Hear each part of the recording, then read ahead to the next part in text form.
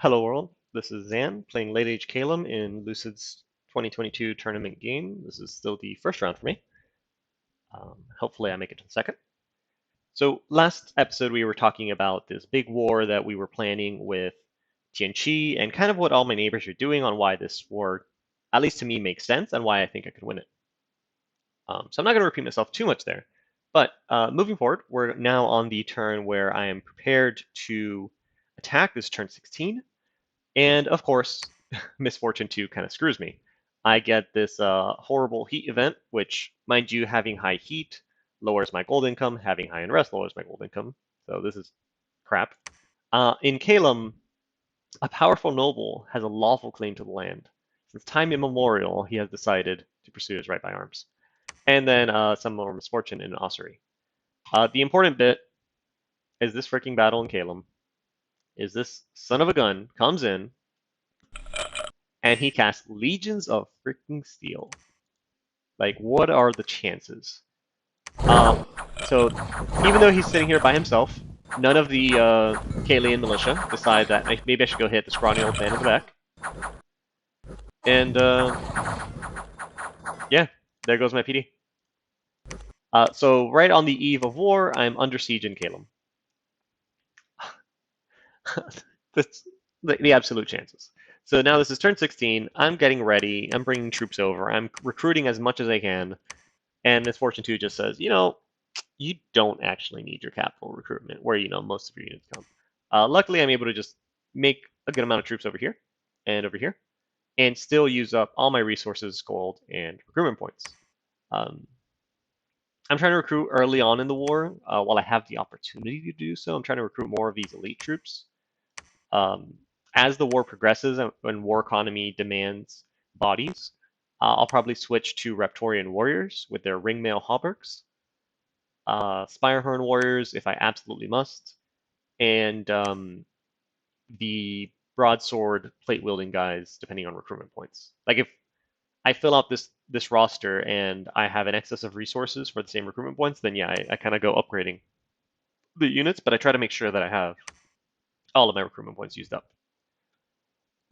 Over here, now we have my third mistake. First mistake being, again, the attack archers at the throne. Second mistake being my starvation of resources in Henwood. Okay, it still has resources now, but once this upgrades into a fortress, that's all gone. And then the third mistake was building this palisade down here. I don't think I should have done this. I think the way I have my nation built with the scales, the unit types that I can recruit and how cheap they are recruitment point wise compared to their golds, and the fact I can nearly have infinite resources by recruiting ironcrafters, I think 3 forts would have been fine, especially the fact that my war plan is literally get 2 forts really early. So I think I made a mistake there. I think that's a mistake. As the war moves, Tien moved his giant ass army up to Murius in Ulm's cap circle. I think the Ulmish army hit the Barren Crags last turn as well, and I hadn't mentioned it, and they lost due to I think he did 36 PD here, which is why you might see that most of his forts have fewer horsemen just because he did that big PD jump. So this turn he's probably going to recruit a lot more. What else? Atlantis is on his way up to take this throne. I had previously scouted it because I wanted it for myself, but unfortunately he has concluded his war with Gath. Whoever the other guy was fighting is the one that got most of the land. So now he's moving up to take this throne, and he was asking me to attack Bogarus, which is here. Bogarus is another nation that I think is pretty good for Atlantis to fight into, because they're also a cold nation. Pan and Utgard continue fighting. And that is it for turn 16. Let's move on to turn 17, which I believe is this one. Okay, we have our battle in Calum, where I just beat up the PD. Nothing too crazy. I just bring everything I had recruited to go fight Tien. I earth melt the crap out of some of these oncoming knights to reduce the losses, and I attack them. These guys still got hit by Legions of Steel, but their commanders are dead, so it doesn't matter. I still lose, 13 units. It is what it is. And we win this I think this is the big battle. No, this is just some crap. This is just Tien moving his crap around. But this battle here in the Barren Crags is pretty clutch. This is Ulm coming out with what he's got. He's got some ghouls because he has one of his characters, this guy, the Ghoul Baron, summons ghouls. He's got one of his vampires, which is kind of lucky that he's already got two heroes. He brings his mages, a strong line of Zweihanders, which have very, very good protection. These are amazing units, by the way. And some rangers. I had warned him early on because he made it sound like he was going to spam out rangers. I warned him because I've done this before. You don't want to do light armored crossbowmen into TNG's heavy cavalry because the composite bows will tear them apart. Like, it's guaranteed it'll happen. I've tried it and it has not worked for me. So I told him, make sure you do Zweihanders. Zweihanders will win.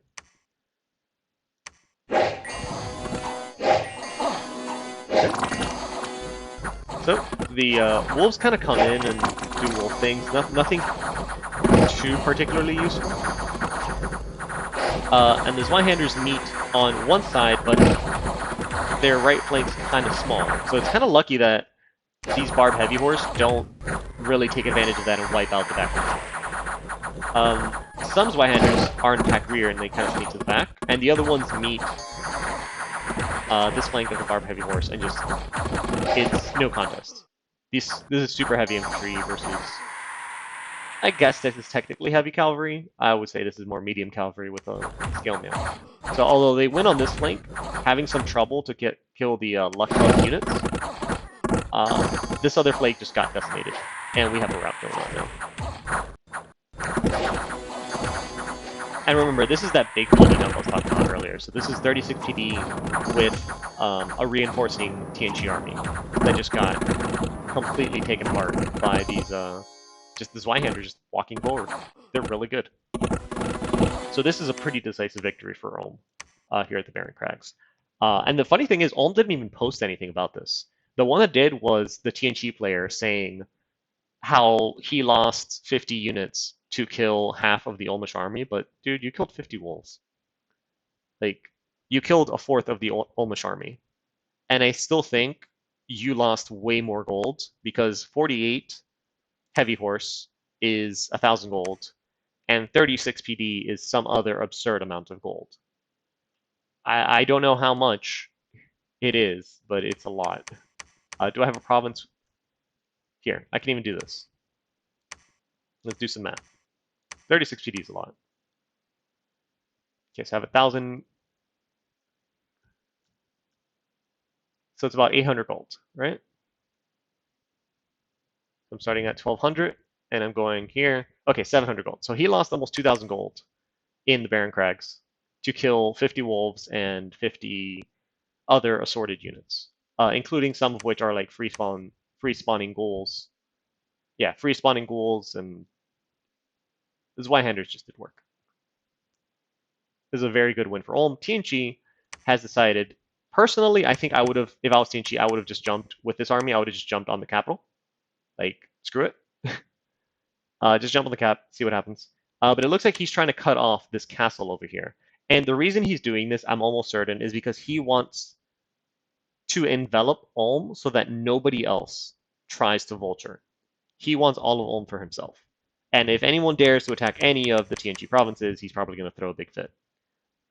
At this point, I do want to know, it's turn 17. This man has 1, 2, 3, 4, 5, because he's building one here. 5 forts. Not to mention whatever I can't see on the far end of his empire. What are his neighbors doing? This is ultra greed, and he's not getting punished for it. And then me coming in here, I should be doing attack orders into his lands this turn. I should be doing attack orders into his turn, trying to punish him, and the misfortune scales just say no, you're not doing that. So instead, what I'm doing this turn is setting up. I'm putting equipment on the pallbearer, so I'm going to do a horror helmet, double main Gosha pairings, a stone bird, bracers of protection, and black steel plate. I'm favoring earth items as much as I can because these guys do have a forge bonus. And pallbearer, I think next turn, yeah, with alteration 3, he can technically walk into a TNG army and take them out. But I don't want him to walk into any army. He might expect it. I don't know what he will do, Barb Heavy Horse cannot kill him, and he's made it clear he's not building labs or mages. He's only building this one unit.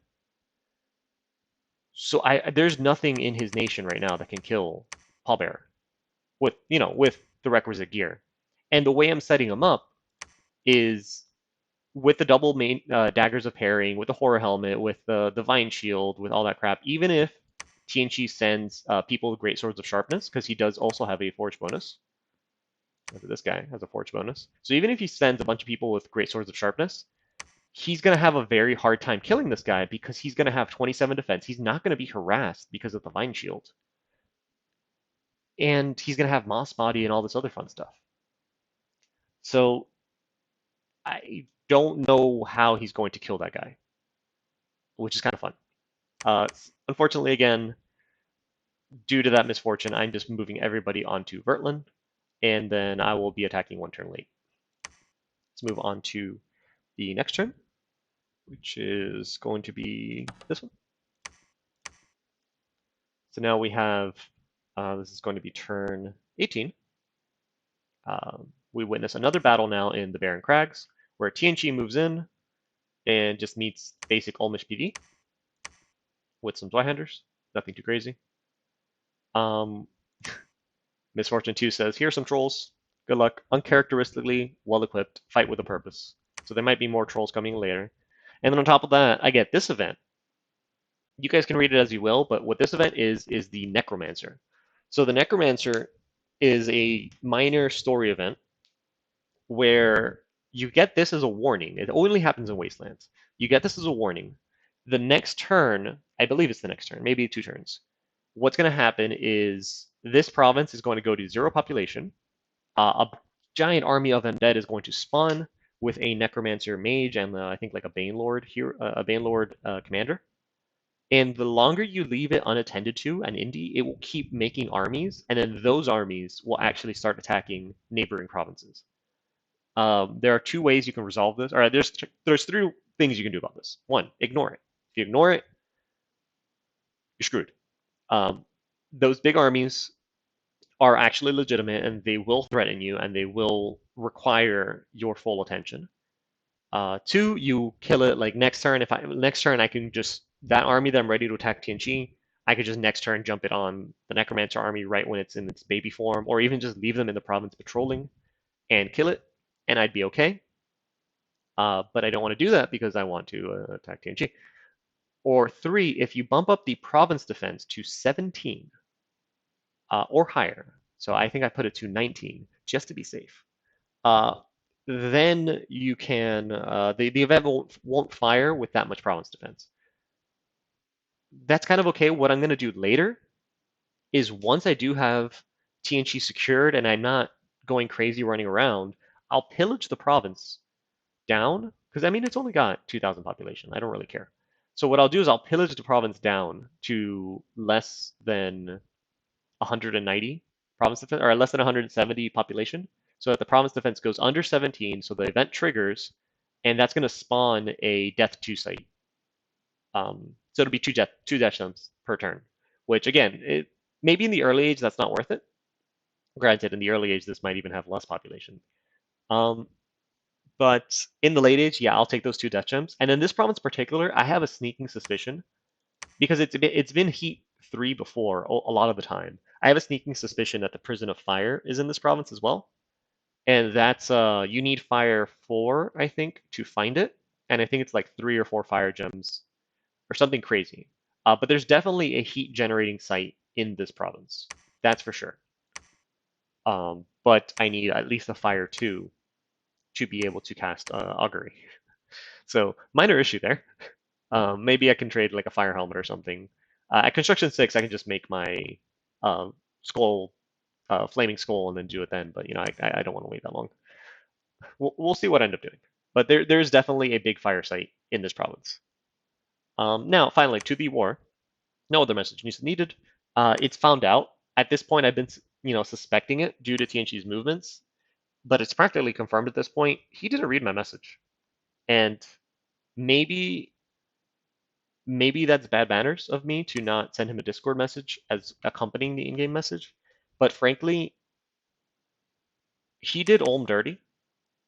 Like he offered the non-aggression pack, Ulm accepted it, and because Tianqi never responded confirming Ulm's acceptance, that meant that it wasn't in effect. Like that's really dirty Diplo.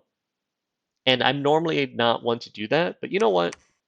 Considering that's how this guy is, considering he's in other games he's been a weasel. You know, he cripple fought me in the last game. He did some BS in his Ermor game. I don't think this player deserves me um, playing properly. So he didn't read my message. That sounds a lot like his problem to me because I sent it and I have my save saying it that I sent it. So that sounds like his problem. I know some of you guys might disagree, and we can talk about it in the comments, but just overall, considering how he did this Ulmish diplomacy and that he's just a weasel of a player, yeah, no, that's my choice. So now the opening stages of the war, he has moved his army to the Ulmish castle as far away from far away from his lands as possible, which is hilarious to me. I'm going to move an army large enough to handle at least 20 PD onto this fort, and the majority of my other army, including my Raven Guard actually, onto Waka, because this is going to be what 157 birds. That'll be about 300 siege strength. I want to make sure I pop this fort in one turn. I can storm it next turn. So I was already sending these stealthy guys out to go because I wanted this guy Uspasnu to attack here in Urfel, and I wanted Berishardi to attack here in the Strong Forest, and that way cut these off. But I said, you know what? It's better, I think, that I just break this fort and break this fort at the same time. And then next turn, I can move some troops from Waka to the Glade Woods and help break this fort, which should have 100 and something damage to it. So I'll just need like 150 something more to break it. The issue of me having gone with like these elite troops or these elite troops is I have less, so I have less siege strength. Now I'm rectifying that. Since we're on war economy, I'm recruiting the more lightly armored Raptorian warriors, and then I'm making sure again that I always have as close to 0 recruitment points and resources as possible on all of my forts. Here it looks like I ran out of resources first, so I technically could have done like this. I recruited four Spirehorn in addition, so that's a miss on my part. And over here, I have all these recruitment points left, but I did make the difference here in that I did want more gold to cover for my mistake down here, where I started building this palisade. I really shouldn't have built this palisade, because as you see, like I have the means of using 100% of my gold every turn. So I really didn't need this additional fort down here, and especially because I'm going to get 2 more. And then these 2 more, I'm going to have to build labs in them. Once I have a lab, it's fine, because I can recruit ironcrafters. 45 gold. I need a lot of them anyways. But yeah, that's a mistake, that fort down here. The other thing I'm doing, and you can see this is kind of like, maybe it's a bad move because I'm showing my hand. And I'm taking a risk. If people have scouts, they're going to see Pallbearer moving in to attack these trolls. Ulm's going to see it, but Ulm's on my side, as far as I know. So maybe I'm showing my hand a little bit early. But again, I don't, like, even if I sent Tianqi a screenshot of this Titan, I don't think there's anything Tianqi will be able to do about it because, again, none of these forts have labs. He hasn't been recruiting mages the entire game. So if he tries to start recruiting mages now to do something about this Titan, he stops recruiting units. And if he stops recruiting units, then Ulm retakes everything, and I take him over. So he's kind of put himself in a really awkward position where he made a bet that his Barb Heavy Horse can defeat anything. There's nothing they can't deal with. And I just presented him something that he can't deal with. I'm trying to rush up the research, so that's why I'm not site searching anymore. I brought everyone home. I've got these guys researching instead of site searching. Those are the only 2 I'm going to be able to make, unfortunately. Yeah. Because I really want to get to Enchantment 4. Once I get Enchantment 4, I can Cloud Trapeze the Pallbearer onto a Tianqi army. And once that happens, it's all over. If I want to be a good neighbor and adhere to my strategy or to my ally and help him out, I could Cloud Trapeze him onto the big Tianqi army that's in Endless Plain. I don't think I'm going to do that. I don't think I'm going to do that. Ulm can deal with it. Um, so yeah, that's a thing. And then I think there was a big battle here in the Barren Crags too. No? Okay, I already looked at it. That's next turn. Spoilers. Sorry.